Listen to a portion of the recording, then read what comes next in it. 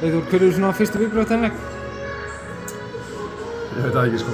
Ég hef kannski aðeins búinn að róa mig en ég var svona lokakaflinn á leiknum mjög slagur á okkar alveg en kannski einhverja 50 og eitthvað mínútur sem voru bara heilt yfir í lagi. Þetta er einhver atriði sko en ég fannst við vera í stöðu til að koma þessi leik í allan þann tíma.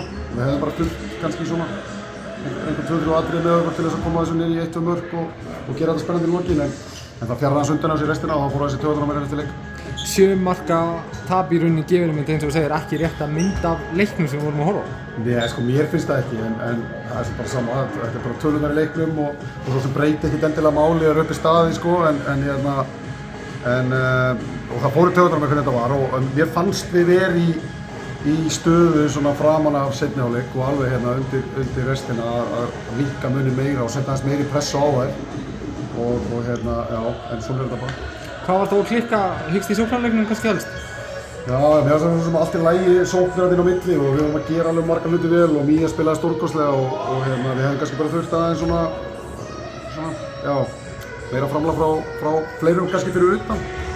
Að vera beittar á markið en Haukarnir eru líka bara með frábært varnarlið og Sara sýndist nú vera með upp undir 40% markværslu þannig að þú veist, þær eru bara góðar og það er bara þannig.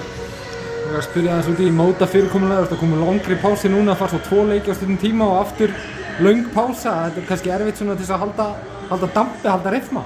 Já, sko, mér finnst þetta fyrirkomulega bara mjög skrítið sko en svona er þetta bara og reyna maður getur eitthvað töðað yfir því sko en það eru bara allir í sama borði í þessu og auðvitað er skrítið að vera einhvern veginn og sko haustið er líka þannig að þú ert að taka 2 landsliðspásur fyrir þetta stórmót og þetta slítur þetta allt svolítið mikið í sundur en þú veist, þetta er bara svona og við erum bara að reyna að vera klárar bara sem betur fyrir erum við ekki að byrja 4. janúar eins og við fyrra. Við fáum að auka viku og við ætlum bara að vera klárar þegar mótið verður í gang aftur.